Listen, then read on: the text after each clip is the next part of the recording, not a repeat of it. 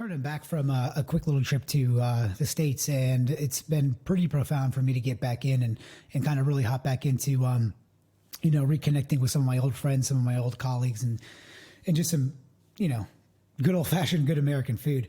One of the number one things that I've been asked since, kind of my endeavor of being overseas, specifically from my friends when I was back in the States, is just what are some of the differences of living in well, right now, Europe as opposed to living in America, but what are some of the challenges that we really have from, kind of being abroad or just driving a business in general?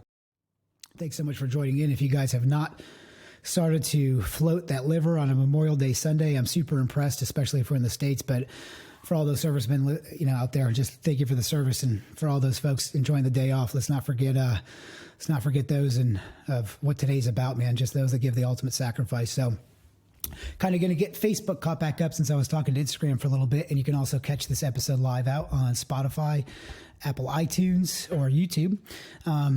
Just kind of hopping back into Romania. I unfortunately had to head back to the States the last few weeks to attend the funeral services of my grandmother. And what a phenomenal life she had, just really makes you stop and reflect when you go back through some events like this, and just on, maybe how far I've came, how far my family's came, just, the life and the legacy that this woman lived. It was pretty profound for me to be back home and see, I would say, man, there had to be 150 to 200 people that were in that little New Albany church just to really celebrate the life and to see the amount of sentient beings that came out of one human and really just, kind of push the envelope pretty well for us.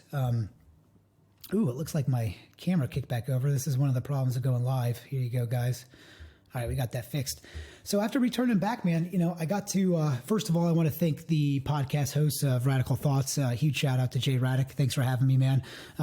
Hopefully you didn't feel too attacked at the beginning of that podcast, but this is a little bit of what I learned from being overseas. Just coming back in, one of the things I really didn't expect that was pretty shocking to me, I guess I would say, but also a little bothersome to me, is just the reverse culture shock. So we've been doing this little tidbit for the last few weeks of just, having some questions out. I've been fielding a lot of questions from candidates, from clients, from some of my friends, just asking me about, some of the nuanced differences of living abroad. So the first question that I got asked in a handful of different ways, but it came up quite a few times, is what motivated me to live abroad, and how has it affected my personal and professional life? And that's not really a quick one to answer. So let me start off this first. What motivated me to live abroad? I guess since I was a young kid, I've always been curious about traveling. So any of you that are personal friends of mine, I would say I live a pretty adventurous life compared to most people, but I've just always been curious about, hearing stories of our history and just, reading about cultures of other places and just really being curious, for lack of a better term. And that curiosity has really driven me into, changing a lot of aspects of my life to, number one, if I wanted to be able to live abroad and kind of experience some cultures differently, how much of my personal life did I have to change? And, what I really found was pretty much everything about myself had to change for me to put myself in the position to, number one, even be where I am today. But I think, other things other than the curiosity is just really like wanting to see how other people live, wanting to see how we've impacted other places.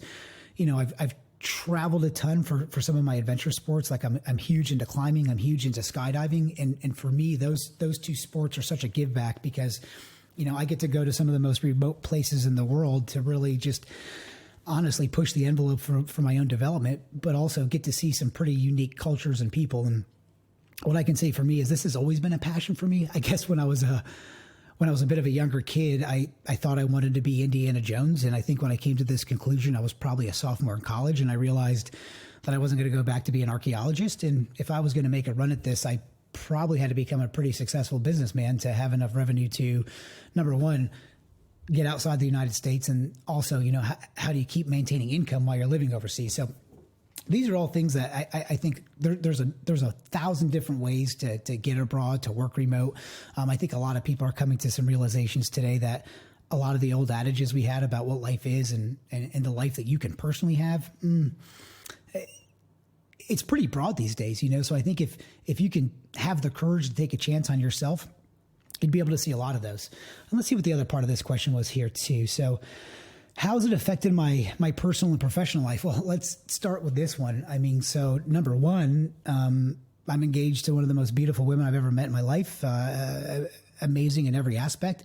And if I didn't have the ability to be abroad, I never would have met Laura. So, I mean, how this has changed my personal life is I never left the United States really looking for a partner or expecting to be married, but I never would have had the chance to meet the most significant relationship that's in my life currently. And for me, that's changed my life personally for the rest of my life. And then how it's changed my life professionally is, I would just say not too much, if I'm being honest. And we'll get into this in some of the more questions. I had to do a ton of legwork, and I'm sorry if you guys are losing me. I'm looking at 4 different cameras for the first time here. But there was a lot of legwork that had to be done for me just to put not only myself, but my business, my team, my pets in the right position for me to be able to even leave the United States for the first couple months. And I would say that the first 2 to 3 months were hands down the most challenging. And then we can get into some of those down the road, though. So good to see you guys as well. I see some of my friends from some of the friends I've made traveling abroad joining in. Going to give you a wave. Huge shout out to all my Serbian boys. I miss you guys in Croatia. We will get a chance to get to Belgrade, but probably not until the end of the season. So we'll keep you guys posted on that one.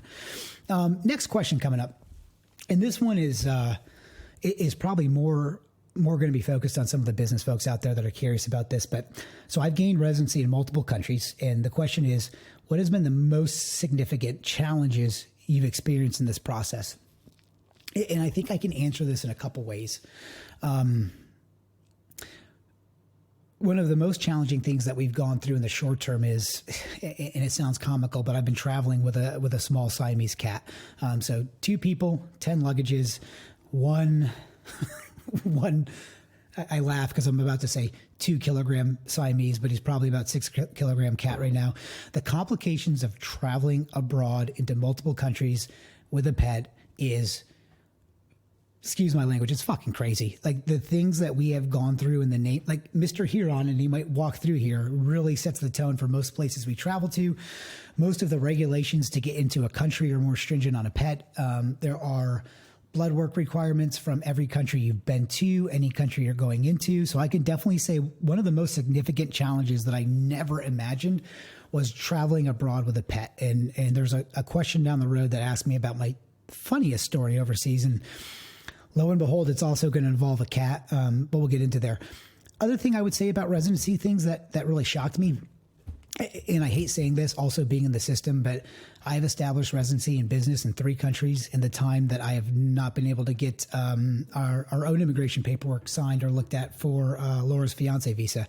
So I think a lot of Americans have a very different ideal for how immigration works in our country. And I say this not being either aligned to either political side in this statement. You know, I can easily look at our border and understand it's very bad that people are breaking the law to do this, but I can definitely understand being a U.S. citizen, going through the process, as a business owner with an attorney, following the right steps, trying to dot all our I's and cross all the T's. And it's a very cumbersome process in America. It really is. And I would say cumbersome in a way that it doesn't need to be. So that's been challenging for me. The challenge on that one has been to see the speed at what I would say second world countries move in comparison to what our own country moves to.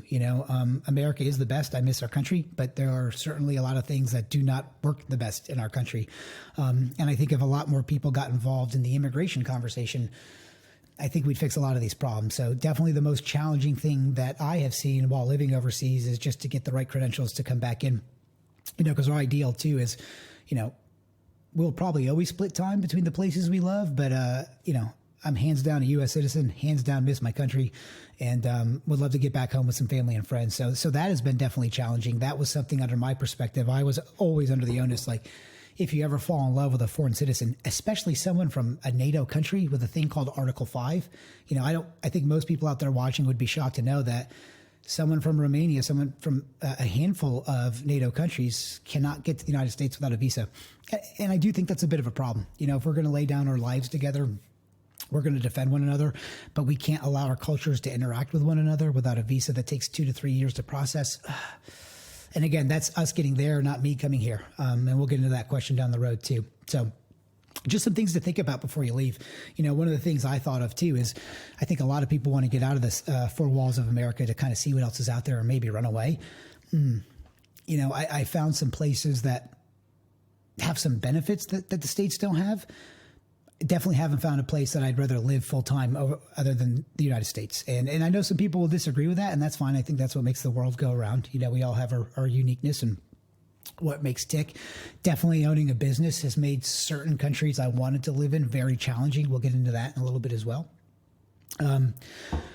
So here's the next question here. How has my perspective on business changed since I've started living and working internationally? And this is a subtle one, but it's kind of a culmination of what I went through before I got remote and started to travel abroad. So for those of you who don't know me personally, I went through a pretty gnarly deltoid full rotator cuff dodge surgery. So I needed stem cells, but I backed that up 6 months later to a full ACL tear. So I would say, what's changed me living internationally is kind of a continuation of me slowing down a little bit, going through those two injuries. And it's been pretty profound. I would say that I haven't changed at all over the last couple of years, but I've definitely changed some of my perspectives. And I just find that, I'm a pretty energetic kind of guy. I usually know how I feel within 15 to 20 seconds of kind of digesting some information.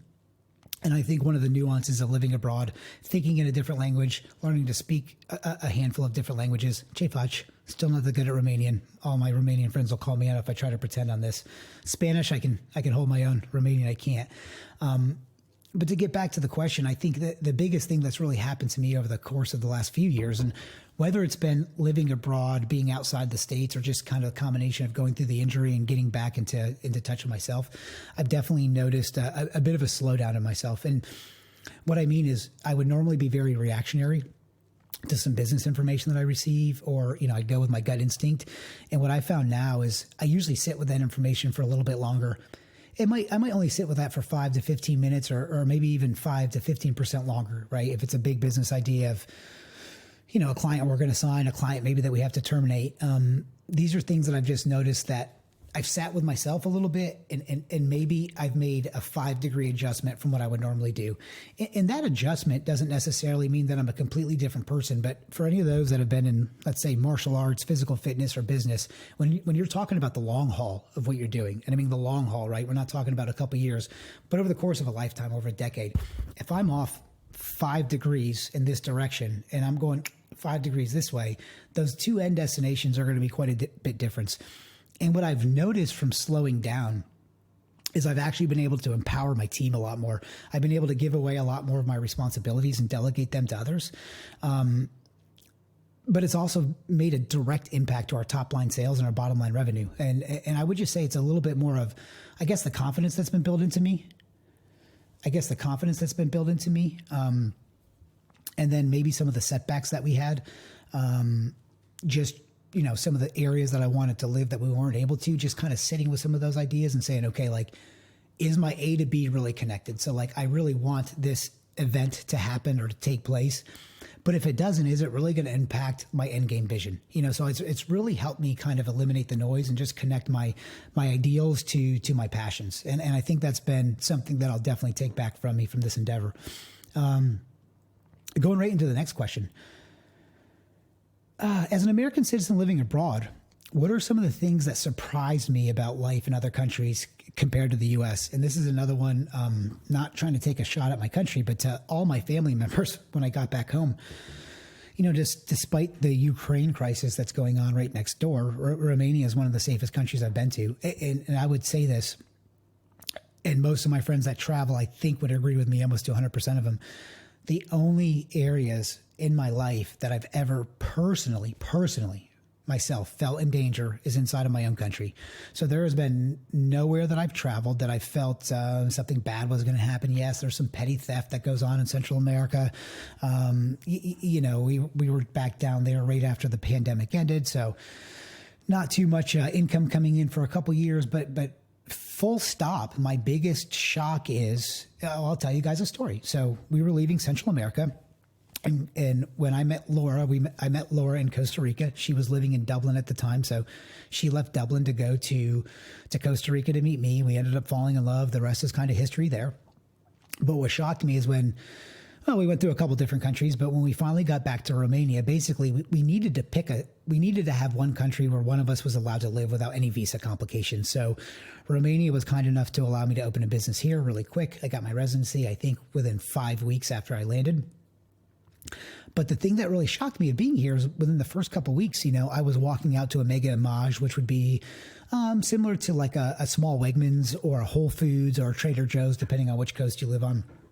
And I just noticed all these young kids out. And when I say young kids out, I don't mean out causing trouble. I just mean young, well-to-do, put-together kids, 12, 13, 14 years old, 11, 10 o'clock at night, just walking the streets of Bucharest. So, and it's much more of a late night, I would say, city than a lot of cities I've lived in. It gets the hottest in Romania and Bucharest around 5 to 6 p.m. So a lot of folks in summertime aren't going out to 7, 8 o'clock if they're not working. Sun goes down a little bit. It's a good time to go out, grab some dinner, grab some drinks, meet up some friends. And, after about, I'd say the third night in a row with Laura wanting to go out to, grab a drink or grab something from the store, and I would keep kind of getting dressed to go out and walk with her. And I'm like, Laura, you can't just keep leaving the house at like 11 at night to go to the store because we're in a massive city. I'm like, oh my God, like you're in such danger. And she finally, never being to America, stopped, and she's just like, Shaun, like, why do you keep saying this to me? Why can't I go and go to Mega Maj? I've been doing this since I was a kid. And that was the first time where it just kind of shocked me. And I started to look around more when I was walking. I started to go out and take more action. And I'm like, my God, like, there is some crime here, I guess, but not the way an American would see. It's one of the safest places I've ever been. Anywhere in Europe, I would say that's the same. And I don't just mean because there's no guns. Like, there's just... Sure, the Romanians bicker with one another, but the general just displeasement with one another, the toxic energy that we have in our country, that's not going on everywhere, guys. And I think that's one of the biggest distractions that's being thrown across the American population right now is this opportunity we're having with each other is a uniquely American perspective. It's not happening everywhere. I'll answer some of that and some of the other questions, but that has been the most shocking thing for me. It hasn't been the cultures that have shocked me about where I am. It's been how no matter what country I was traveling to, one of my family members would reach out and say, Shaun, please be careful. We're worried about you. Oh my God, we're just... Like, I get it. And then I look back and I watch the news in my own country and I'm like, dude, like what, like, how are we this blind? Like how are we reading travel advisories to other places and we're not seeing what's going on in our own country? But that's kind of also a unique disposition with Americans. We think we know a lot of what's going on everywhere else and we want to butt our heads in, but a lot of times we have no idea what actually takes place in those areas. So let's go on to the next question. I go off on a tidbit about how much safer Romania is than America right now.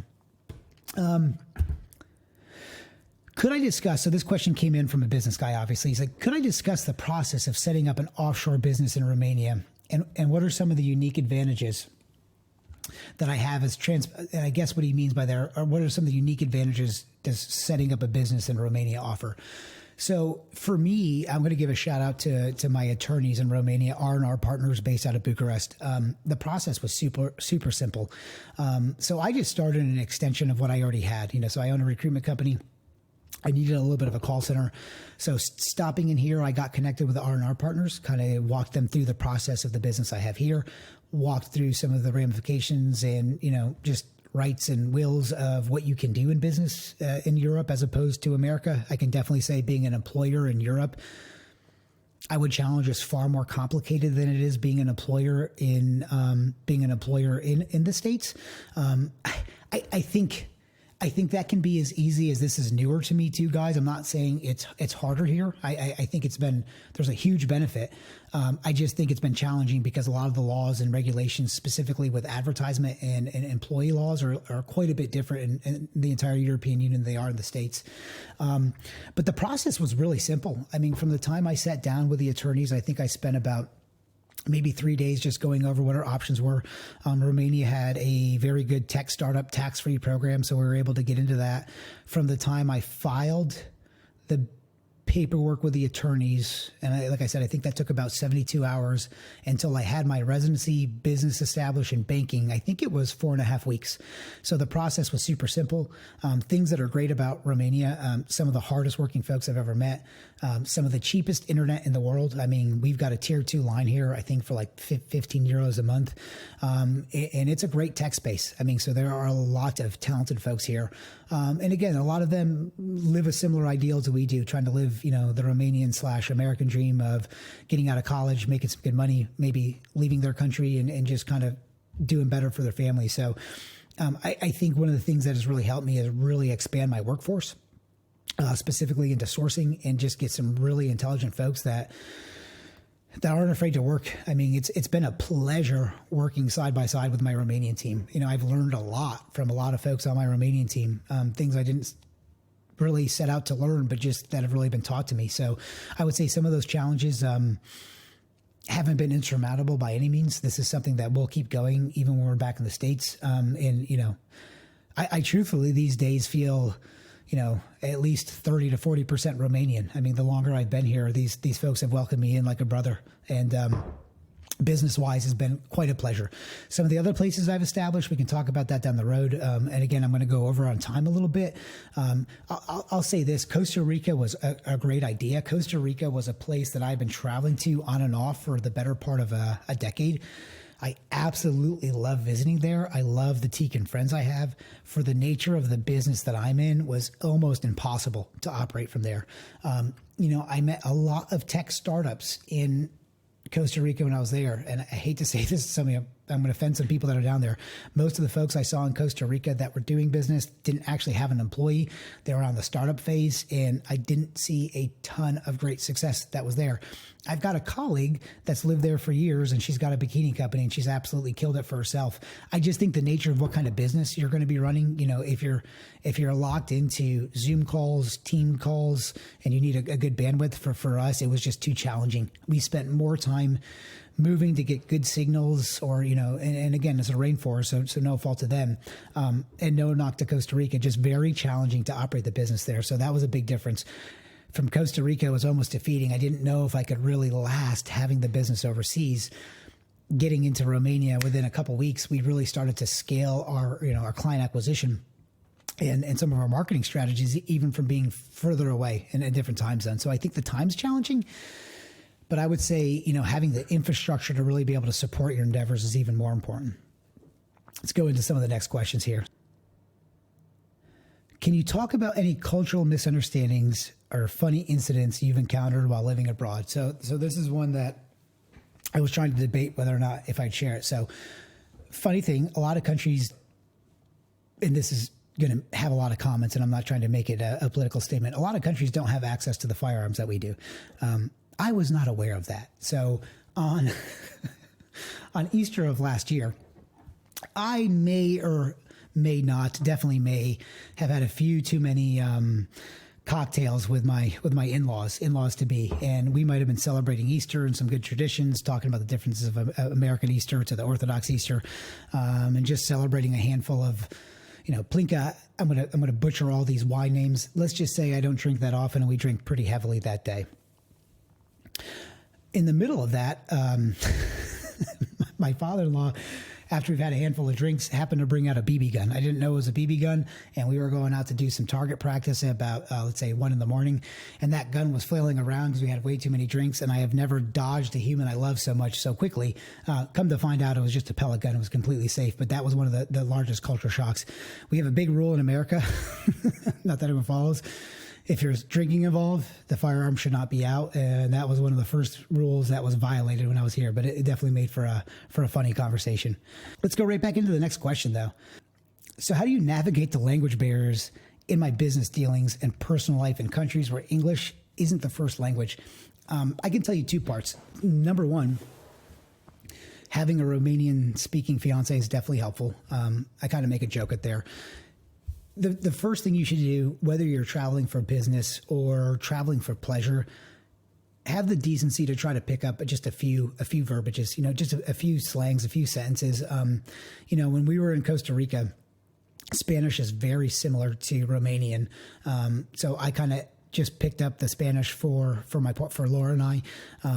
Laura could do a little translating for me where we couldn't work out there.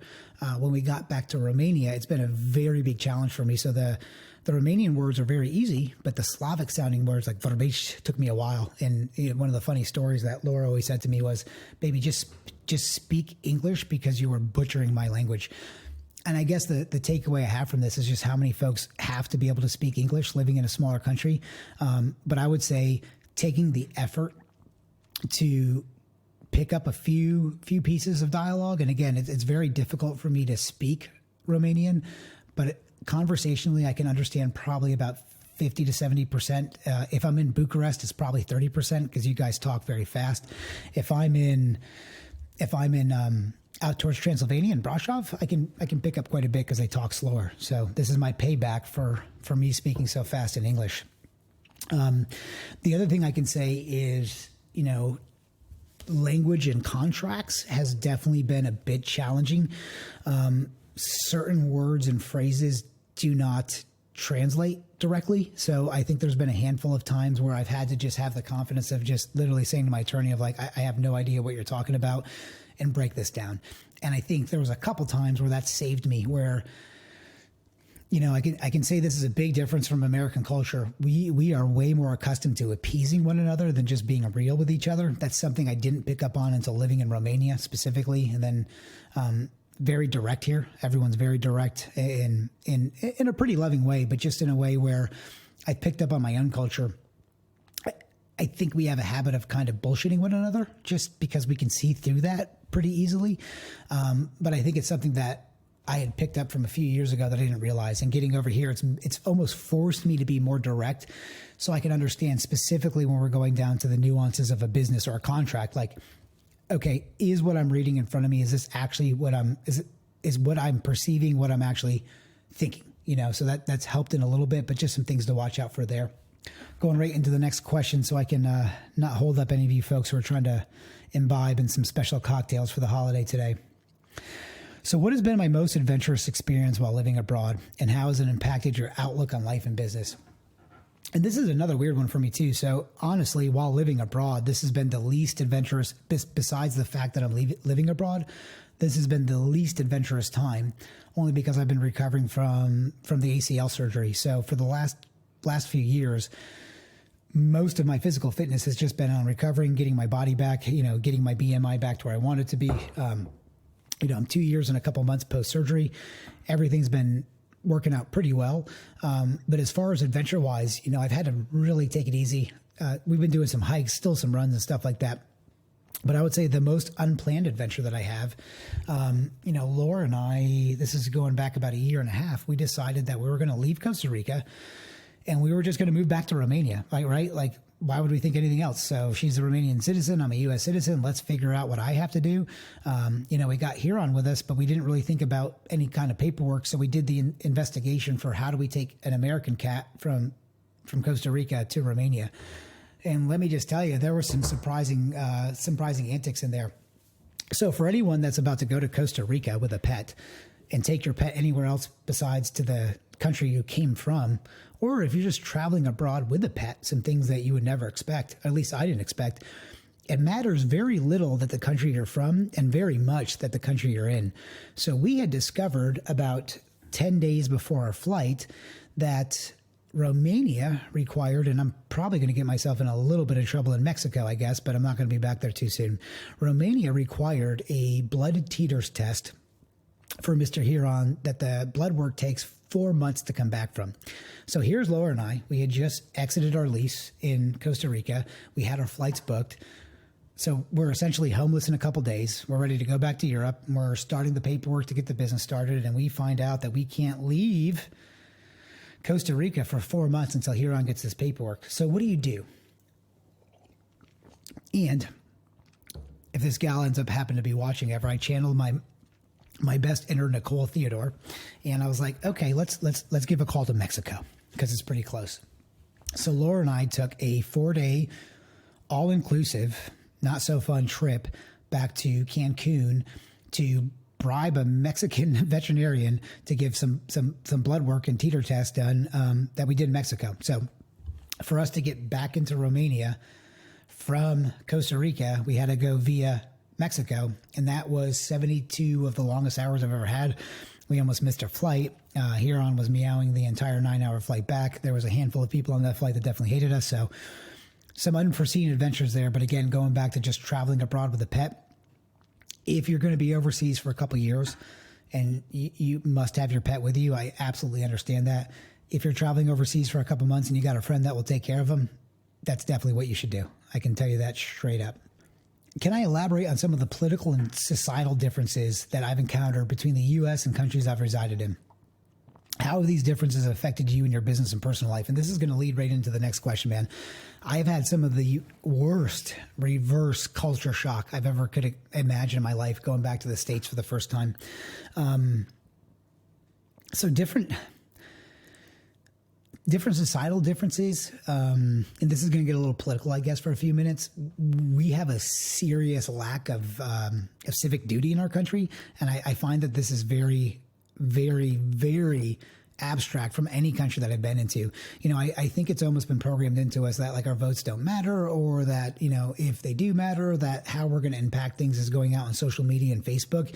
But just the level of engagement and the level of knowledge that the average European has about American politics transposed to the average American citizen is just a little bit, it's been challenging for me. You know, it's been very challenging that I would say most people are more in key with what happens in our country because our country really impacts what happens abroad more than we'd like to believe.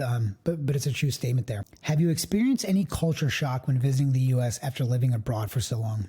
Could I describe some specific instances? So, you know, I just shared with you guys, in the last 2 years, the only two things I've been back for was for the wedding of one of my best friends and the funeral of my grandmother. And some things shocked me on both times. I mean, and again, I've lived all over the United States, so the only two states I haven't lived in are Alaska and Hawaii. I've been to every state, but haven't spent too much time in there. But I had the luxury of flying back to my home state, you know, and I had the pleasure of checking back into Philadelphia, driving back up through Wilkes-Barre, Scranton area. You know, I ended up staying at the Renaissance in Allentown. It's a hotel I stayed at in 2016, probably at least 15 times when I had that area as a market. And just how angry and violent and negative our country has become was really shocking to me, to a level where I was honestly quite depressed being home most of the time. Still hung out with a lot of good friends, had some good conversations, but just that was a big shock to me, you know, and I don't know if it's changed too much since I've been gone or if I've just been out of it for a little bit, but you know, living overseas, especially during a crisis, I've taken off some shaded sunglasses that I think are a little bit difficult to put back on, you know. So that's been a shock, you know, and I had a chance to do a podcast on radical thoughts that hopefully is going to be coming out in a couple weeks. And I think we dove deep on that a little bit, but those two things kind of back to back together of the lack of civic responsibility that we have as citizens and then what that equates to in the streets. And I just feel like, you know, most of my friends, my colleagues, people I respect, like intelligent business people, even some of the ideas of how we're going to fix this or kind of set it back just seem almost juvenile to me. And like, we're not really taking part in this. So, you know, I think we can set aside a lot of our differences if a lot of us just get involved in a real way and start to see the other side, start to be able to have a conversation. We've got a very, very narcissistic gaslighting culture right now in the States. And, you know, I used to think I was pretty bold and I would speak my mind. Living abroad, I've realized how often I've been almost intimidated to really speak my mind. And I find that a lot of Americans are like that. And I think it's been this way for the last few years. I do think it's getting a little bit worse, but I think there's a big pushback going on some of that as well. Just, you know, own your speech is what I can tell you. Let's finish up with one more. I got a couple questions here. So I think this would be a big one to leave you guys with too. And this is what I've been talking quite a bit about. How do you think your experiences abroad have shaped my understanding of American culture and politics? And I would say the number one thing that I've taken away in the short term is just, you know, how much we've impacted other areas. You know, I've been someone, I'm a capitalist. I mean, you're reading my Instagram thing, it says nomad capitalist. I've had a chance to live in some, you know, former socialist states. I've had a chance to live in some, split democracy, socialized medicine states. I'm currently living in a country that had communism within the last 30 years. I've had a chance to debate those systems with people that have lived through them. And I think that's a conversation for another time.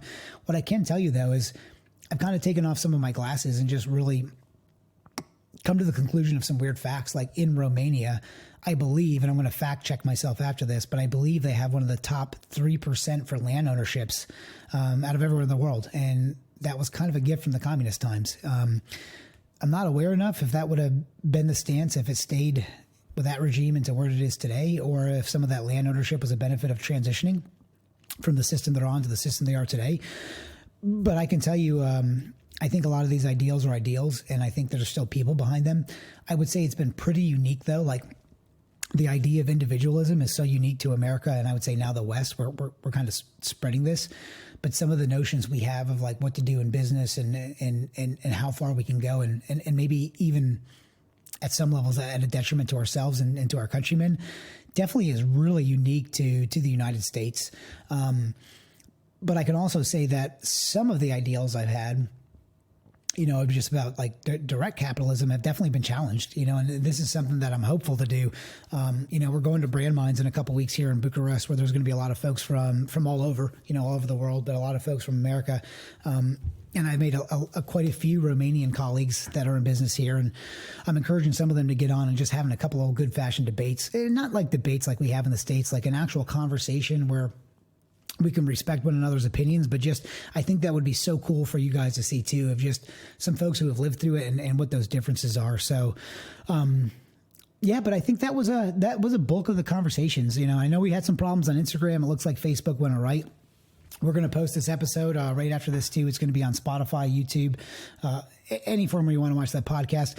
I'm going to make an attempt to really try to go live for Taking Chances once a week on Wednesdays. More to come on that one. I'm getting a ton of questions from some of our clients and candidates. And for you folks that are listening on the podcast, I've had a really weird kind of background. What I mean by that is I've been a personal trainer. I've been a fighter. I've played college football. I've played all kinds of sports. So I've got a pretty good mix of a community around me. And I would say the uniqueness of some of the questions that are asked are all over the place. Some of the questions from my Facebook and Instagram folks, I'm not going to answer those live. We can set up another time, some of the ones that I came across there. But I appreciate you guys tuning in.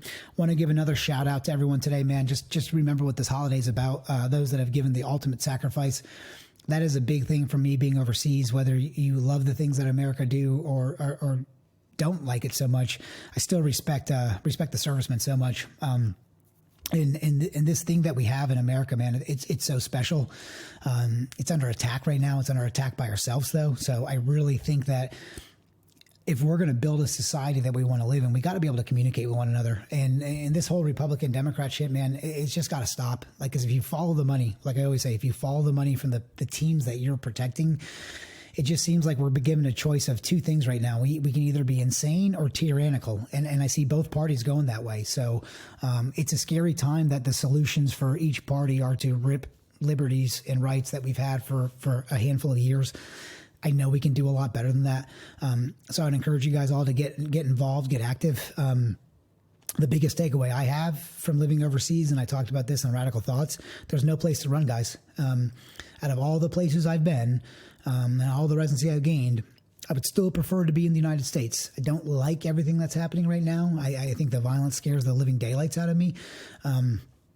But at the end of the day, if we're going to make our country better, we've got to respect it a little bit. We've got to respect one another. And I don't see a lot of that going on right now. So I would say even in other places where maybe things aren't going as well as they wished, there's still a sense of pride, and they want to make the land that they're from a little bit better. And I think those are really good American values that we used to have as well. So again, we don't have to burn down everything in the name of fixing some things. And I know there's a pleasure in doing that at times, for sure. I think we feel good. It's an itch to scratch. But on today, when you're going out and having a drink, man, give a hug to a friend, please. I wish I could be there to have some more Native American English conversations with you all, but I appreciate you guys joining in. So thanks again. This has been a special edition of Taking Chances. I appreciate the feedback on Instagram. We'll continue to work on getting this better, going live. It's definitely a challenge I should have talked of, carrying a podcast studio to every different Airbnb we're in, but hey, we're making the best of it. So I want to thank you all. Have a great Memorial Day. Thank you so much to the servicemen out there. Thank you so much to everybody out spending some time with the loved ones. And just have a good day today, guys. Remember what it's about, man. This is more than the amount of tequila you can drink on a Sunday. So love you all. Take care. And we'll be back soon. Peace out.